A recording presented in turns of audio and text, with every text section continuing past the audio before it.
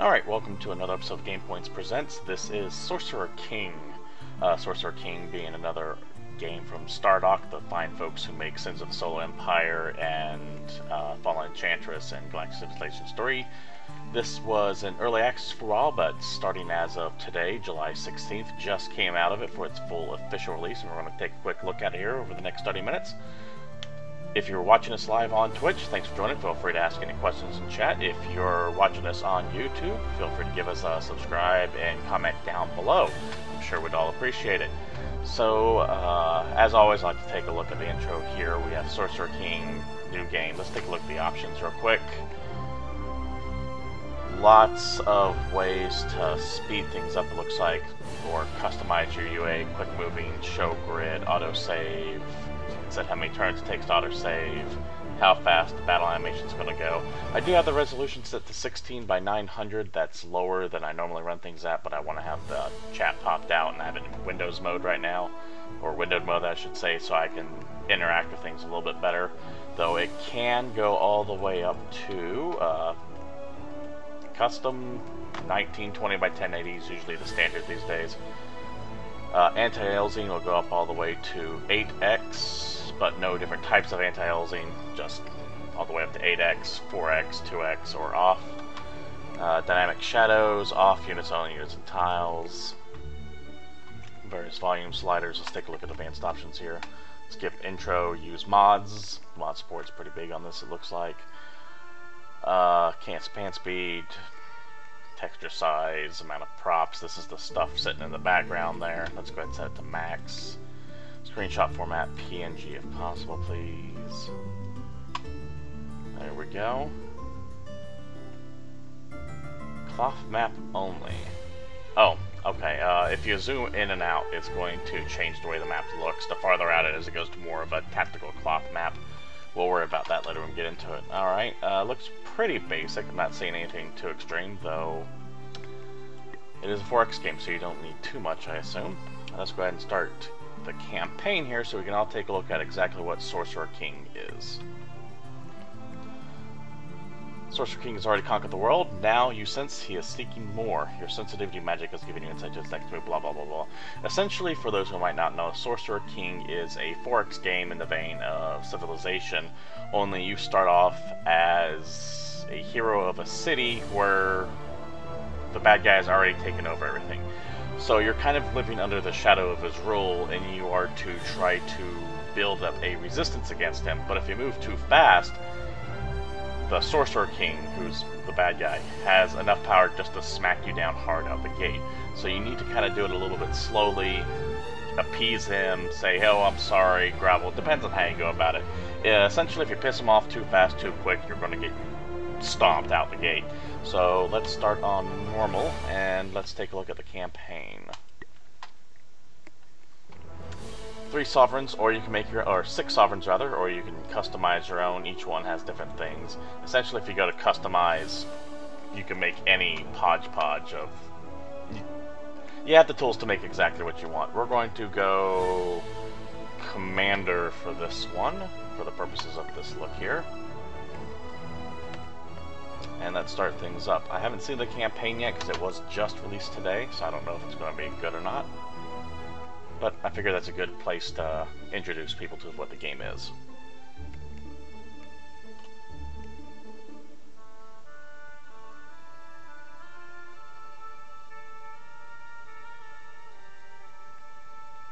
Loading's taking a little while here. There we go. 200 years ago, King Relius and the combined armies of the kingdom defeated Sorcerer, the fallen enchantress. Peace was at hand, but it would not last. A new threat arose in the east, one that would soon swallow the civilized world. The Sorcerer King and his minions seek to destroy the shards of magic, consuming their power.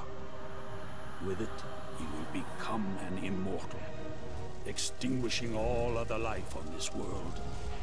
It is up to you, Sovereign of Altar, heir to Relius, wielder of the Forge of the Overlord, to stop the Sorcerer King before it's too late. So there you go. that's your idea. Pretty simplistic intro. Was kind of hoping for a little bit more there, but I guess it gets the point across.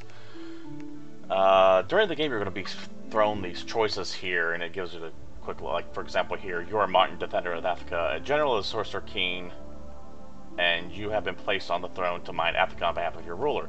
Only recently have you begun to have doubts about your lord's plans. He is up to something sinister, something that could threaten all life on Elemental. You sensed a conversation was inevitable. What did you do? And throughout the game, you'll be given these choices, and depending on what you pick, various outcomes will happen. So, just guessing, if you try to raise your army in secret, probably is you get a few extra benefits to start off with. If you stockpile supplies, probably more resources. If you prepare your people for the coming war, I'd imagine you get both of those, but the Sorcerer King is more aware of what's going on. So let's try to raise my army in secret and see what happens.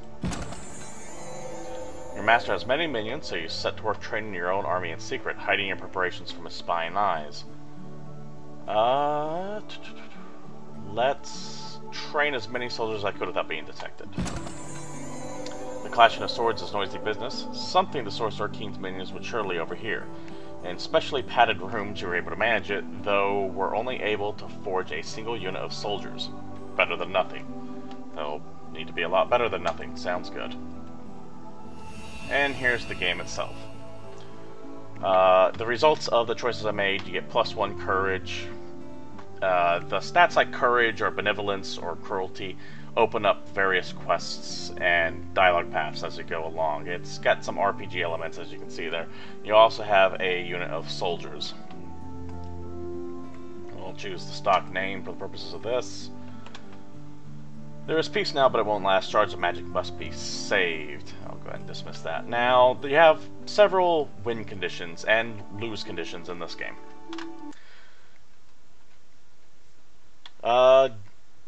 Jukaras, I don't know how to pronounce your name. Thanks for joining. Yeah, I hope it's a great game too. I played it in beta a little bit, but I actually haven't gotten a hold of the full thing yet.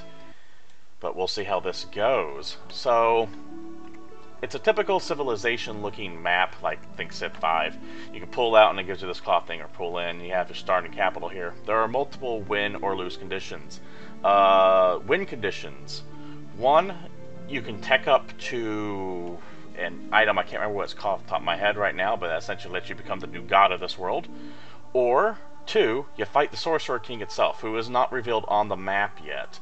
Now, to get to the Sorcerer King, you have to expand out. You have to fight 2 of his lieutenants to get keys, and then you can use those keys to open up the gates to his castle and bop him off. Lose conditions. You lose all of your cities. I mean, that's pretty standard for a 4X game. You just get wiped out the map. Or, as you can see right here, this thing up here is called the Doomsday Counter. While you're playing, the Sorcerer King is going out to track down these shards here. There are varying number depending on the size of your map, but if he destroys all of them, he casts a spell that wipes out all life on the planet. Also, as the game goes on, certain actions will raise or lower that Doomsday Counter. If this Doomsday Counter ever maxes out, I believe it maxes out at 500, Sorcerer King wins. He also casts a spell and kills everything. So let's take a look at some of the things here. They do try to cross the strategy 4X stuff with some RPG stuff. Here's my starting units here. You have your hero, Varda the Slayer, who's your champion. You have Maya, who's a random magician person, just insert starting unit here. And then you have the soldiers you were able to start with out the gate. You can equip your heroes and your champions. They do have their own experience tables. They see skills. You'll be able to find some more as the game goes on, and each have their own skill sets. Keep in mind, if this guy dies, it does raise the Doomsday Counter, so you have a vested interest in keeping him alive.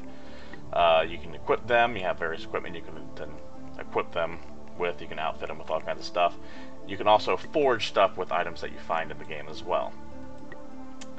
You have resources, you have logistics, which is kind of your supply. You can't have more units than your logistics.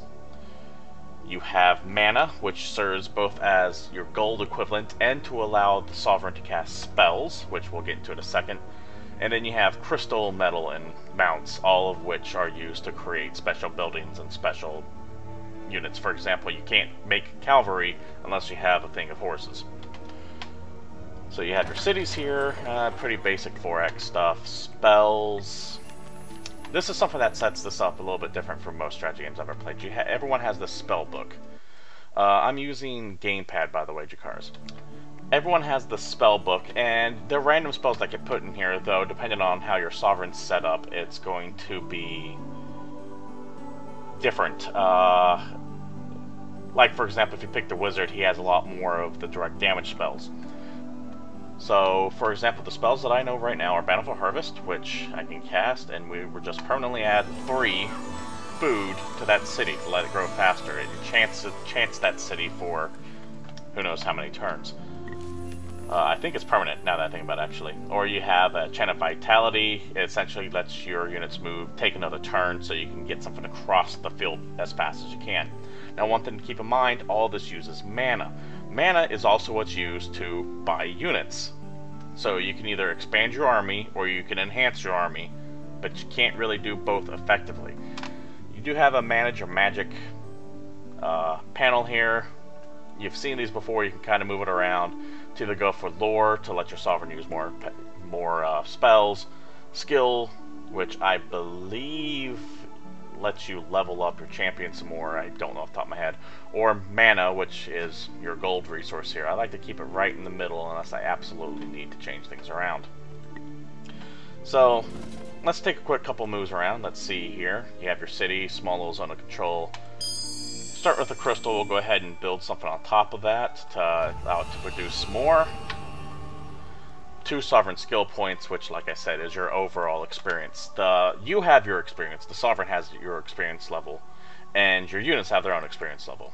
It's more confusing to say than to actually get into. Once you play it, you'll pick it up pretty quick. So, keeping with the RPG elements, there's a bunch of treasure chests laying around. Let's go ahead and hit that one. I found some gems. These gems can be used in the forge to craft stuff. Let me bring up the crafting menu here. Crafting, blah, blah, let's go and dismiss this guy. So you start off with some small formulas to make stuff. Basic leather boots, leather gloves, some scrolls, potions, etc. And as you explore the world, you'll find these items to make stuff. For example, to make the Hunter's Sword.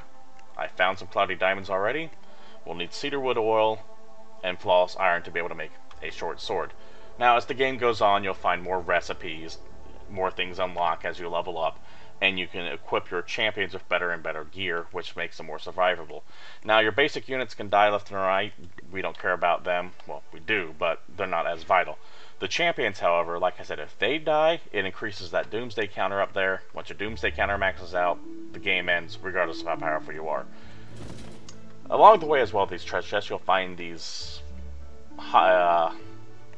how can I say it? There's these little zones where events happen. So you have like an inn right here, and it gives you its rating. It's listed as weak. So we're going to go ahead and hit that up here real quick.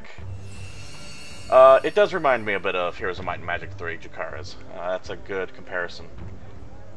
So as you hit these events, it goes into a quasi little RPG mode. As you can see right here, you stumble into an inn on a dark and stormy night. Inside, the landlord rushes up to you, his face pale. There's been a murder, he breathlessly reports. So how am I going to handle this? Well, you're going to solve that murder, or you're going to find a safer inn. Now, if you pick the safer inn, you might get a few rewards. It could affect the dialogue choices in the game a little bit later on. And I get the feeling the doomsday counter might roll up. Now, you're not really going to know until you do this, but let's solve the murder, because we're going to be a heroic guy here. Landlord takes you up to the murdered man's room. The man is, as promised, dead, with a large knife sticking out of his back. The room is also in the room are 3 other people in the inn: a maid, a retired colonel, and a nervous traveling knife salesman. Let's question the subjects. You shrewdly ask them who murdered this man. All agree it was probably the nervous traveling knife salesman. I get the worst blackout sometimes, he confirms, and then wake up covered in blood, he adds. Covered in blood.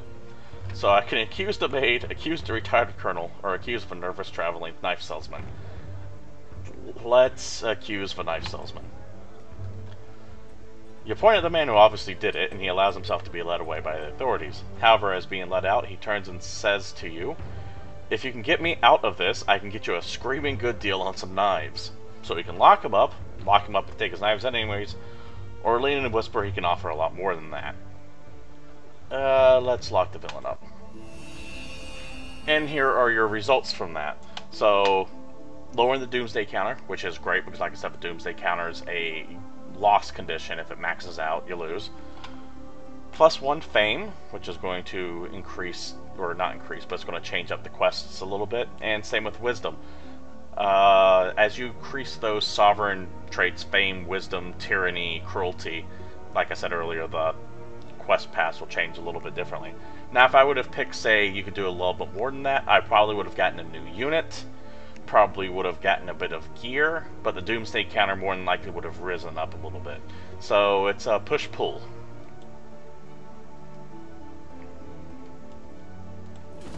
Let's go ahead and move to this treasure chest here.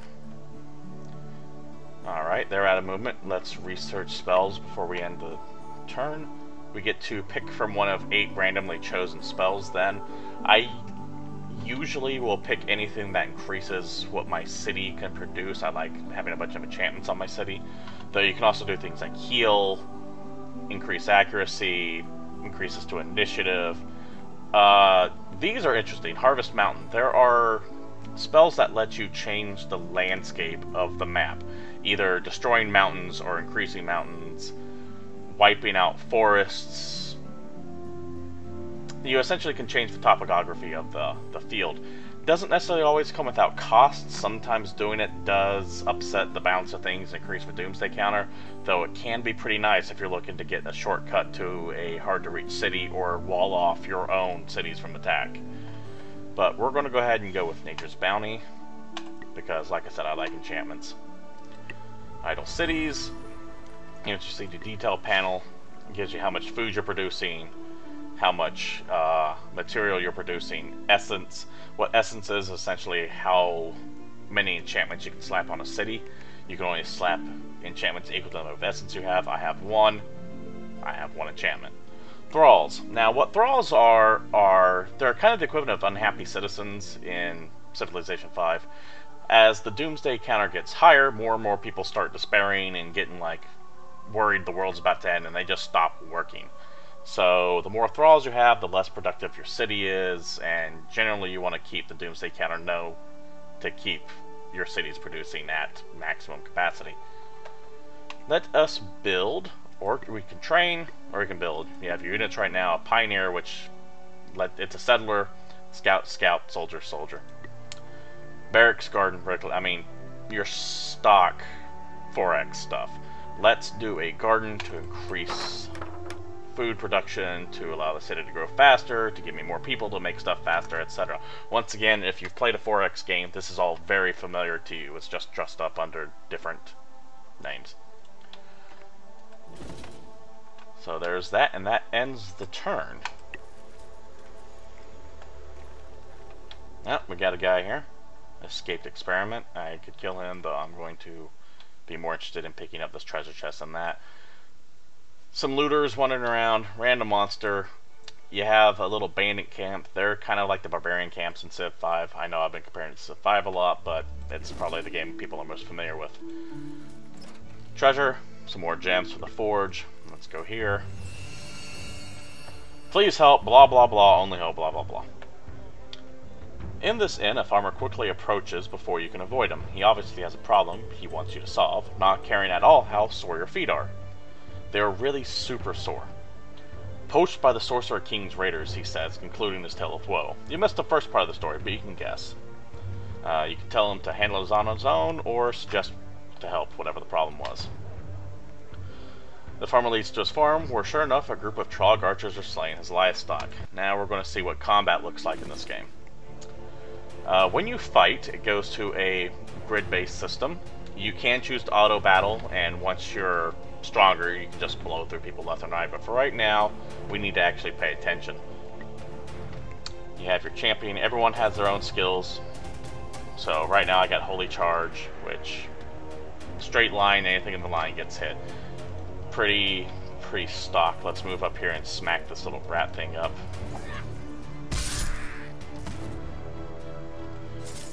Your soldiers here have a cleave, which hits a line of 3 enemies near them, or a shield bash. As you level up these guys, by the way, they will get different skills and abilities. Can't quite get there. Your magician here, so we'll pass them real quick. Your magician here is not going to attack yet. Oh, he's actually probably going to die. Oh, no, we're good. You have a turn order up here, gives you an idea of who's going to go next, so you can kind of prepare and make plans around that. Here's your magician down to 2 of 14. That's not good. Let's see, is there anything I can do to keep that from dying? I don't know, so we're just going to take a shot at that and hope they can kill it next. But we'll see. Ah, damn it. I am probably going to lose Maya. Oh, nope, they attacked the bird guy. Alright, and that's how basic battles work in Sorcerer King. As you can see, everyone had experience, and it shows you what you lost. Results table typical. What loot you found? I found a silver band that I can equip on someone, as well as more enchantment stuff. And here are the results of doing that quest. He has given you a unit of farmer sons. They're essentially like soldiers that you've been seen already there. The doomsday counter gets lowered and your fame goes up a little bit. Yay, we did good. Let's equip what we just found. I always like to equip them on the champion as possible because, like I've said, if the champion dies, bad things happen. Oh, no, that is not an item to equip. That is a crafting element. So you can probably craft a ring of some type. Let's take a look. Not yet. Yeah, not yet at all. But you did learn some new formulas. So that's something. So let's go on a little bit. I'm not going to play for too much more, just to let everyone get an idea of what things do what. I'm kind of hoping to see the Sorcerer King himself pop up so we can interact with him. Level the Sovereign level. Your champion has levels, and you yourself have levels. So you can increase your logistics by 5, cast an additional spell per battle, increase your max army size, etc. And as you can see, each one has its own tech tree. Each sovereign has their own specific tech tree. I chose Martin, but if you would have picked, like, for example, the wizard, you could probably have less of these leadership traits and more of the casting spells and battle traits to help your guys out. Right now, let's increase leadership to have a bigger max size army. Oh, and on that table as well, I shouldn't have closed it. That is where the Tower of Mastery, I think, win condition is. If you level up high enough to unlock that, you can cheat the Sorcerer King out of the spell he's about to cast and become a god instead yourself. So let's, I want to heal up Maya, so we're going to go ahead and back to town. Ah, here we go. This is the Sorcerer King. This is the main bad guy of the entire game. He is the undisputed ruler of the world, and for the most part, he's cool with you at the start. Greetings, General. How goes the Greetings, General. How goes the occupation of Africa? Do its people continue to resist our influence? And this is where we can choose to kiss his ass or not. It's going well, my lord. However, I can use some additional logistical support. The people here remain defiant. I could use a scroll or two. The rebuilding continues. I could use an administrator, or all goes well, my lord. Well, if you choose any of these, you're going to get something, but it's going to increase the doomsday counter a little bit. But like I said, it's a game of give and take, so I'm going to choose to take an administrator for Tade the area. The doomsday counter goes up. When we get a Sorcerer King Tony, which is keeping him in the city, is going to help increase his production a bit. Now, remember, you're working against him. But if you come out swinging out the gate, trying to overthrow him, he will just send every single one of his minions on the map to wipe you out, and you're not going to survive it. So it's best to play it like you're on his side to start with, and then about mid-game, when you get powerful enough to start wiping out his lieutenants, then break ties with him. It's an interesting mechanic I have not seen in a 4X game. Oh, I have soldiers there, probably from when I started. Where is the Sorcerer King Toady? Oh, he's in that army. New spell discovered. Ah, heal. Let's learn heal. And let's get the Sorcerer King Toady into the city. Athica grew.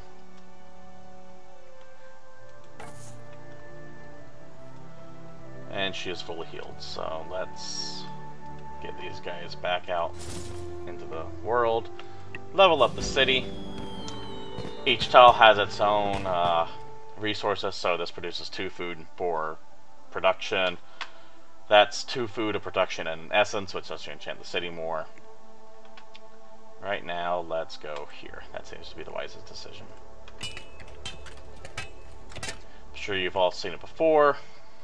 It's 4x typical expansion stuff.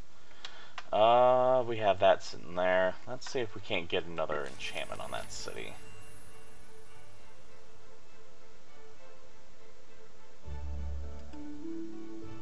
Oh, because I don't have enough essence in that city to put another enchantment on there yet. That's a shame. Let's grab this.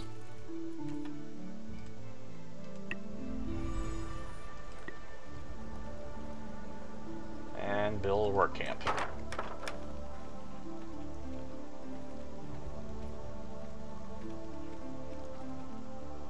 Alright, we're being attacked by that skeleton thing there, it looks like. Here's the auto resolve panel if you want to go ahead and resolve it. It's going to match up what your forces is, your overall combat rating.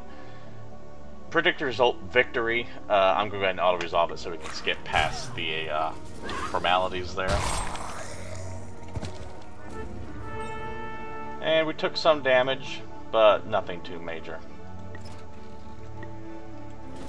And let's go to this inn right here. After a tiring day fighting evil, you arrive at an inn. Upon entering the common room, you find a group of mediocre bards butchering a classic drinking song. A group of tough music enthusiasts began pitching their cockery at them. Things are about to get ugly. Oh, what are we going to do? These bards must pay for their crimes against rhythm. Sigh and demand the thugs leave the bards alone. Approach the bards and offer them a job more suitable to their skills at butchering things. Let's demand the thugs leave the bards alone. Thugs ask who's going to make them, and you tell them you will. They ask with what army. You show them your army. So it looks like we're getting into a fight. If you couldn't tell, the game is very tongue-in-cheek, serious at all. Oh, you son of a bitch. Placement is key. As you can see, I kind of blocked them off from attacking by putting them here instead of around him, because you can't land on your own units.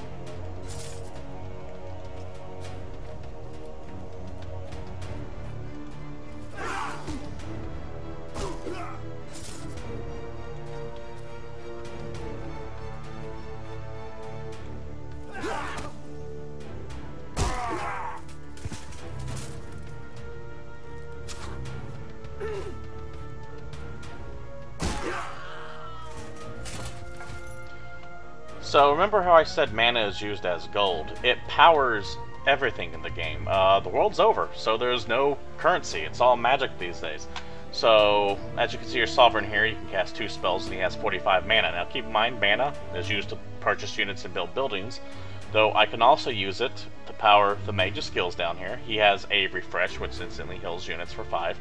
Or I can have the Sovereign himself cast something. The Sovereign in battle can cast for 20 mana. Everyone gets to act right then and there. It's kind of a nice throw-in. It lets you essentially jump ahead of everyone's turns. Heal, which I'm researching so I can't do anything with right now. Or Convergence. All friendly melee units converge on the target unit whose defenses is decreased by 75% for the next turn. Depending on who your Sovereign is, you'll have more offensive spells. For example, the Wizard, like I was talking about earlier, gets a bunch of fireballs he can just drop on the field. You're limited to the number of spells you can cast per fight, in this case 2. You can increase that number through research and leveling up the Sovereign. Right now, mana is kind of slow to come by, so I don't necessarily want to drop it all on one fight. If it gets scary for one of these guys, I might heal them, but I'm just going to use a basic attack to kill him right now. Let's move my champion up here. Pop the archer. Once again, taking a look at the turn order.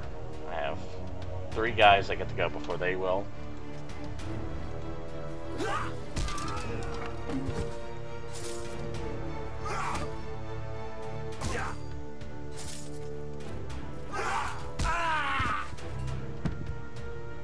And victory. With the thugs defeated, the joyful bards thank you in song. You immediately regret your good deed and ask if they have anything else they can offer. You got a little bit of fame, you lower a doomsday counter, which helps counteract what I went up with when I took the toady, +1 armor, and some crafting materials. So we're moving along nicely. Looks like they're going to try to attack the city.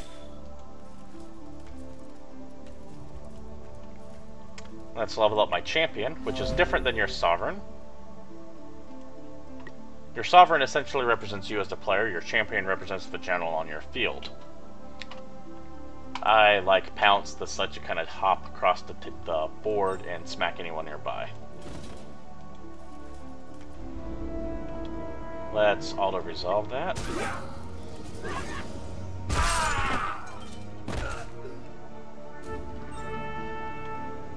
Still going good, still going good, and let's see if we can't kill them while we're at it.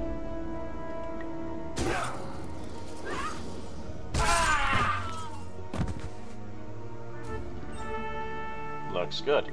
Now that's a problem. That's going to keep throwing out looters until I deal with it. After a certain number of turns, I believe 10, the Doomsday counter just goes up naturally on its own, so you can't sit around and waste time. And let's move him there and level up the Sovereign. Before we round out the turn. Instead of wound out. So what do I want? I can start enchanting things. You know, that's actually a good idea. Unlock. So let's take a look at crafting. We can actually craft stuff now. A return home scroll, which is a teleport back to your main city, or a minor healing potion, so you can heal a unit rather than having to go waste time in a town. We also have some enchantments going on. I can enchant Bard of the Slayer's Blade, that's the champion by the way, with a bunch of various things. All those gems I've been collecting, I can use them to add stats to the sword. So let's put down spell resist. Add spell resist to it. It's going to take the cost of the gems, in this case only 1, as well as 5 mana to do it. So let's enchant it. And now I have enchanted Varda's Blade.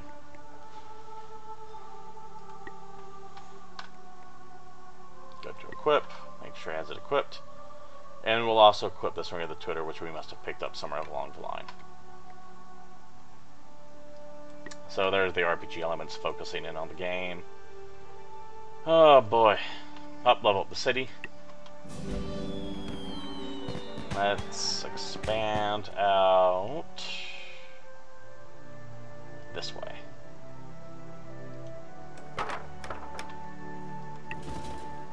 And let's see if we can't get to the Uncertain.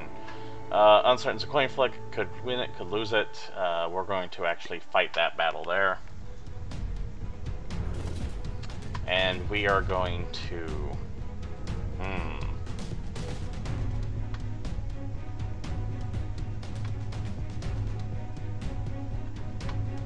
Let's drop here.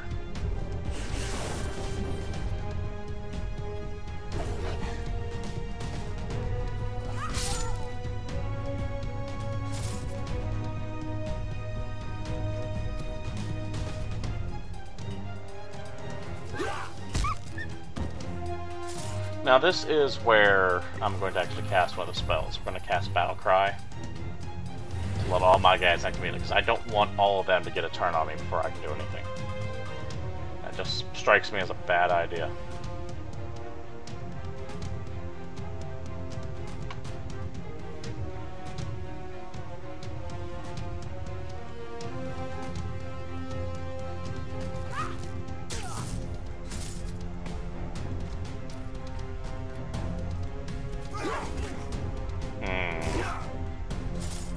Really hoping to be able to kill them.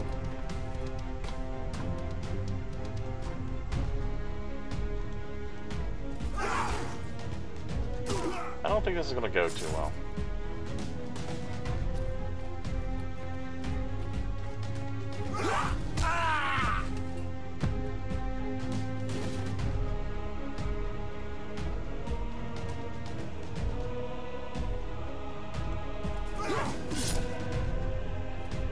Yep, not well at all.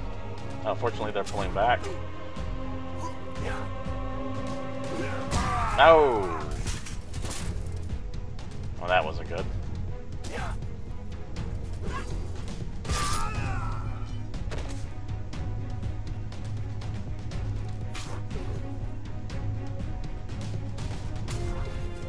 Okay, we're dodging like a boss. That's good. Like I said, if that guy there goes down, the Doomsday counter goes up, and we definitely don't want that. I should have healed. Oops.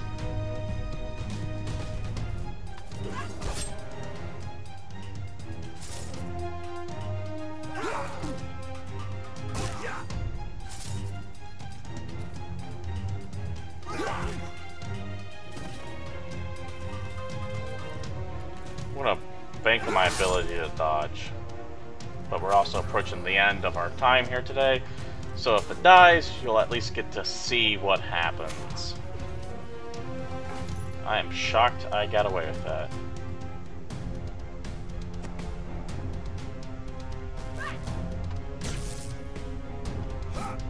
There we go. Alright, once this battle's resolved, we'll see what the results are of the champion dying. It's not fun. You actually lose quite a bit of...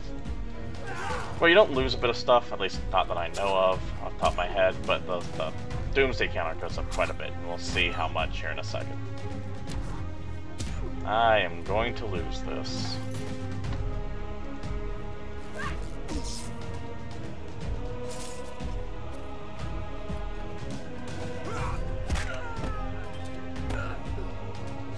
Actually, I might not.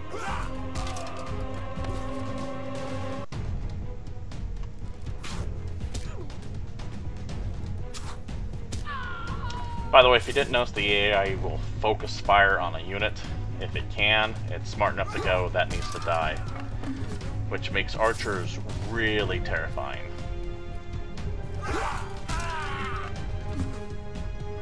Alright, I won, but I took some pretty heavy losses.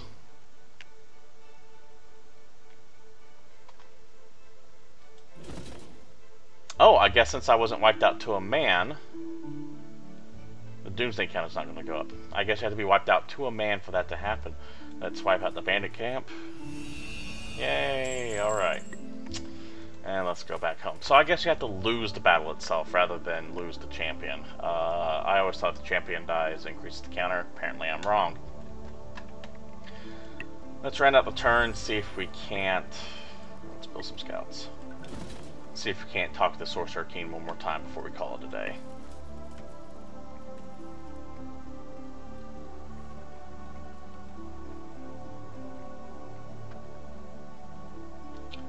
Nope, doesn't look like it. Well, that is Sorcerer King. We're going to call it right here. Like I said, I was only going to give a quick 30-minute glimpse of it. I played it when it was in Steam Early Access. I do enjoy it quite a bit. You can pick it up now on Steam. If you're watching on YouTube, I'll make sure to have all the appropriate Steam links down below so you can find information on your own. Once again, made by Stardock, the same guys that made Fallen Enchantress, which this is part of that universe just a couple thousand years later. Also Galactic Civilization 3, published Sins of the Solar Empire, even though Ironclad made that. I think I said that Sargon made it earlier, I just want to correct that. It's entertaining. It's definitely a unique take on it. I like the idea that the bad guy has won out the gate, and that you're having to kind of kiss his ass until you're strong enough to fight up against him. I would say it's worth the money. I'd definitely say come take a look at it. I will probably be starting a new campaign and finishing it about that way, because I don't like the way this is already gone. And that's it. Thanks for watching. Once again, this has been GamePoints Presents Sorcerer King. If you want to watch our podcast Prime, GamePoints, you can watch that Mondays at 8 p.m. Pacific Standard Time on Twitch TV/GamePoints. You can give us a like on Facebook, just type in GamePoints Podcast, we pop right up. And you can go to our YouTube page, GamePoints, one word, PC, to watch all of our previous podcast episodes, as well as our GamePoints Present series, which only includes 2 titles right now, this and Ronin, which I did 2 weeks ago. If you're live, thanks for watching. I appreciate any interactivity in chat, and if you're watching on YouTube, feel free to give us a subscription and comment down below. Once again, this has been GamePoints Presents Sorcerer King. Thanks for joining us, and we're out of here.